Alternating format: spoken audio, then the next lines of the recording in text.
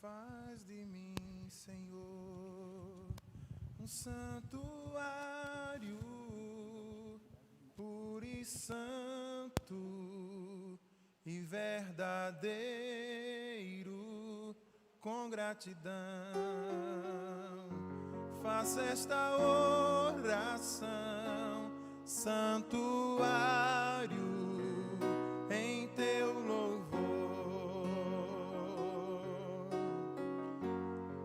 Aleluia. Pois só tu, Senhor, veio salvar-me, consolar meu coração. Só tu, Senhor, conheces as minhas fraquezas, dando-me forças com as tuas mãos. Faz de mim, Senhor, um santuário puro e santo e verdadeiro, com gratidão. Faça esta oração, santuário em seu louvor. Glória a Deus. Saúdo a igreja com a paz do Senhor Jesus.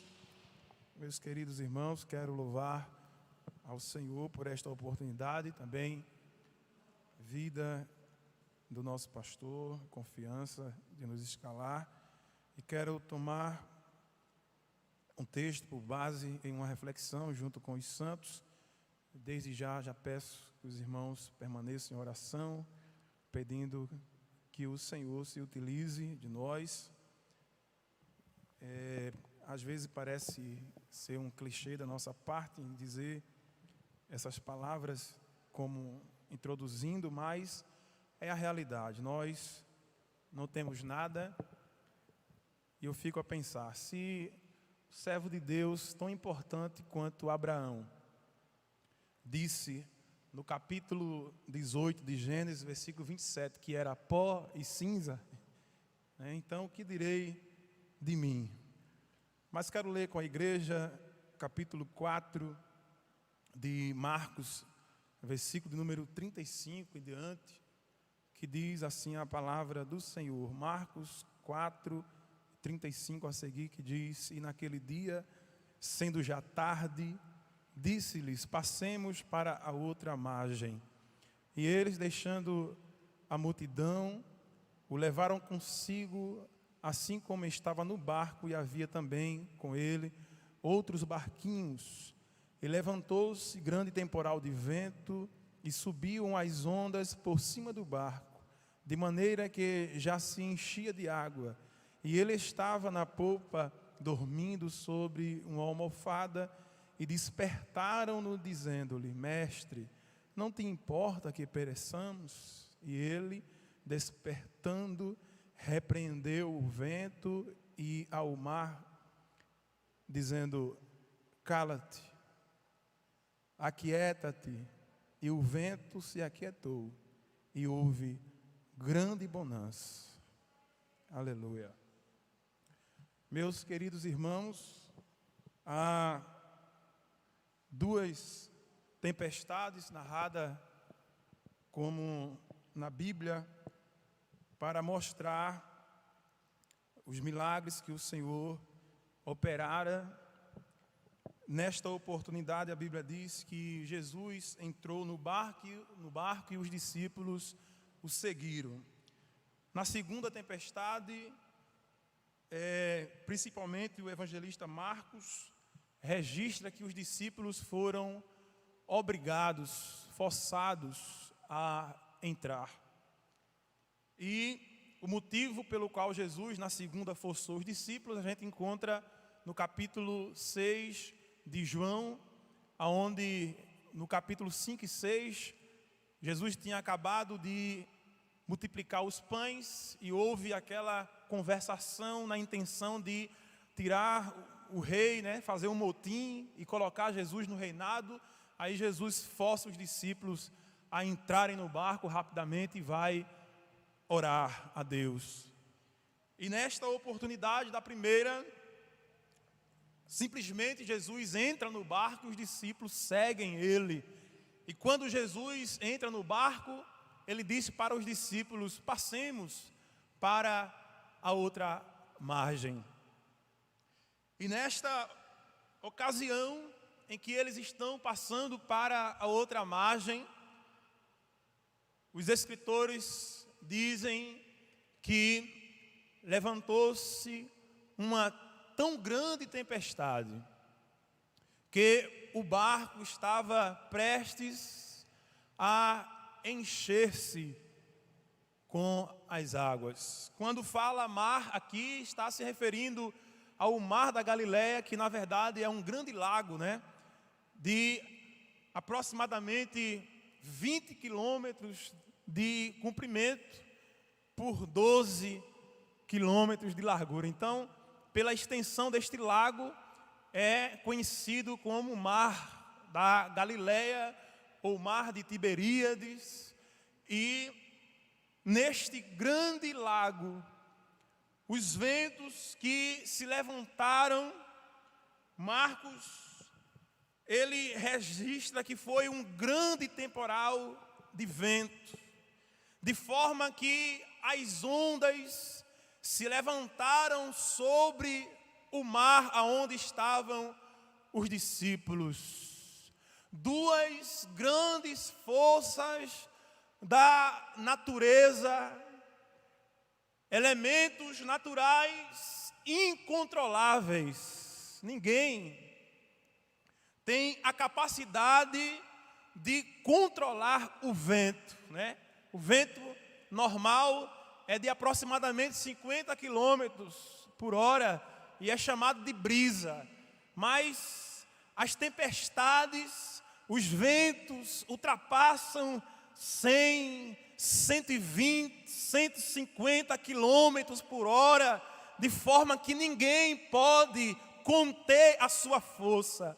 Ventos capazes de derrubar árvores, de levantar automóveis. E agora no mar da Galileia, aleluia, um grande temporal de vento levantou-se, aleluia, a ponto de soprar grandes ondas em direção ao barquinho aonde estava Jesus e discípulos, que entre eles havia homens até experientes, já haviam com certeza enfrentado situação parecida com aquela, aleluia, glória a Deus. Mas o grande temporal de vento, nesta oportunidade, fazia com que o barco quase fosse a pique, quase que eles naufragavam. Imagino a grande agitação entre os discípulos, aleluia. Acredito também que alguém já tinha consultado os experientes pescadores que estavam com eles, aleluia, no que fazer. E em meio àquela agonia, a gente encontra Jesus sereno e tranquilo, dormindo no barco. Aleluia. Apenas descansando em uma almofada. E estava pensando nesta ocasião, lembrando do profeta Jonas, quando em meio a uma tempestade ele também dormia, e os homens daquele barco foram despertá-lo, chamando ele de dormente. Imagine as ondas levando o barco a grandes alturas e alguém dormindo no barco. Essa foi a primeira coisa que chamou a atenção dos discípulos em Jesus. Aleluia, o fato de ele estar dormindo. Em outra oportunidade que estive aqui escalado, Eu destaquei o fato de Jesus ele ser 100% homem, aleluia. E Jesus, como 100% homem, ele estava a dormir, aleluia. É natural. Veja que nós estamos diante de um ser humano realmente. Jesus estava dormindo ali, aleluia. Naturalmente dormindo. O que não era natural para os discípulos era o fato de esta ocasião em que ele dorme. É justamente no meio de uma grande tempestade de vento, aonde este barco era agitado pelas águas. E eles dirigem-se ao Senhor, despertando, disseram: o Senhor não se importa que pereçamos? Aleluia. Talvez essa tenha sido a sua indagação perante a grande tempestade de problemas que você enfrenta. O Senhor não se importa? Aleluia. O Senhor não se importa que a gente pereça? Louvado seja o nome do Senhor para sempre. Quem nunca, né? Pensou assim, ou indagou a Deus desta forma. Aleluia. O Senhor não está vendo? O Senhor não atenta para a situação? Aleluia. Interessante é que quando Jesus desperta e ouve isso da boca dos discípulos, Jesus, aleluia, cobra fé dos discípulos. Por que vocês são tão tímidos? Ainda não tendes fé? Aleluia. Por que vós sois tão tímidos? Depois que viram o Senhor curando a sogra de Pedro, depois que viram o Senhor tocando num leproso e restaurando a sua pele, aleluia, chega a esta ocasião em que pergunta se Jesus não se importa com a vida deles e nem com a sua própria vida. Louvado seja o nome do Senhor. Mas sabe o que é isso? Sabe o que é que proporciona essas indagações, essa desconfiança, esta incerteza? Aleluia! É uma fé pequena, raquítica, mirrada, aleluia. Mas o Senhor, aleluia, levantou-se com aquela tranquilidade, dirigiu-se, aleluia, dirigiu a sua voz ao vento e às águas. E eu estava impactado com essa situação. Eu já citei 2 elementos da natureza incontroláveis, a água, aleluia, capaz de destruir, de romper, aleluia, barreiras, represas, o vento capaz de levantar telhados, árvores, automóveis, aleluia. Os discípulos, quando viram que aquilo que estava acontecendo era incontrolável, temeram, aleluia. Mas Jesus dirige-se a esses elementos, dizendo: cala-te, aquieta-te. E os discípulos perguntaram: que homem é este, que até os ventos e o mar lhe obedecem. Irmãos, que homem é este? Aleluia. Chamado Jesus Cristo, que Ele tem controle total sobre as forças da natureza.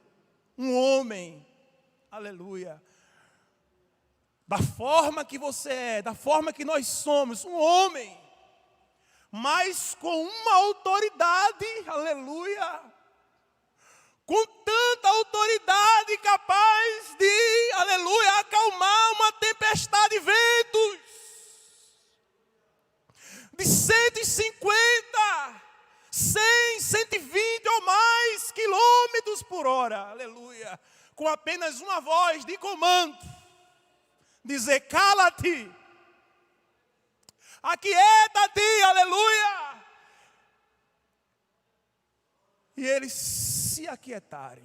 Aí eu pergunto, aleluia, diante das tuas tempestades, o que é que este homem chamado Jesus, ele não pode fazer? Que momento você vai enfrentar uma situação em que vai deixar este homem sem ação? Depois de ver ele repreendendo o vento, depois de ver ele repreendendo as águas do mar, e eles obedecendo, aleluia, que homem é este? Que homem é este que alguém toca nas orlas dos seus vestidos e fica ação, aleluia?